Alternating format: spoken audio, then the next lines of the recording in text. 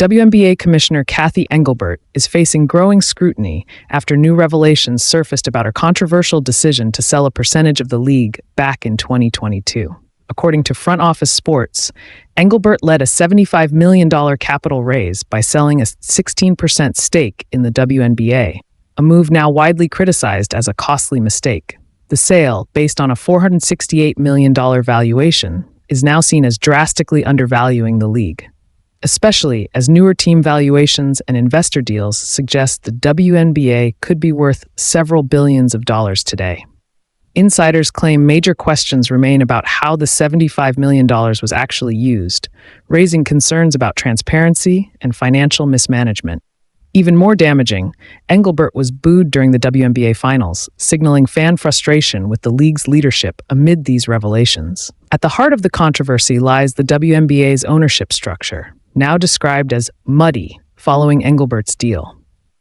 The NBA and WNBA owners each control 42% of the league, while the remaining 15% belongs to outside investors from the capital raise.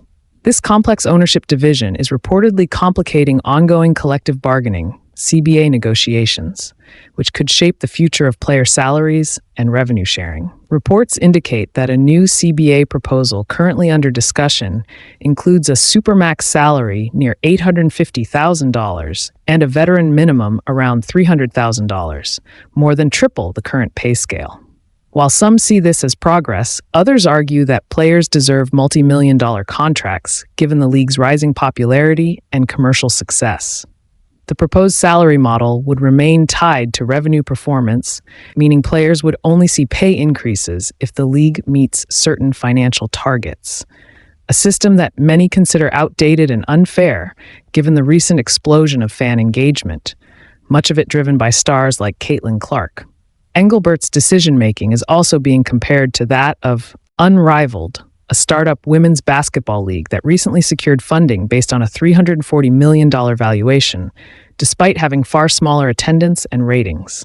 Meanwhile, the New York Liberty sold a minority stake valuing the franchise at $450 million, further proving how undervalued the WNBA was when Engelbert struck her 2022 deal. Sources now suggest that these missteps could provide justification for Engelbert's potential removal as commissioner.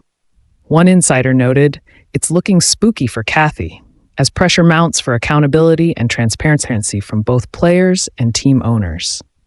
As the offseason unfolds, the WNBA faces a potential lockout if players reject the proposed CBA terms. The next few months will be pivotal for Engelbert's future, and for the direction of women's professional basketball as a whole. With the WNBA draft lottery approaching in December and uncertainty surrounding the next CBA, fans are bracing for a dramatic offseason filled with major decisions, leadership challenges, and financial reckoning. Stay tuned as USA Flash News continues to track every twist and turn in this developing story.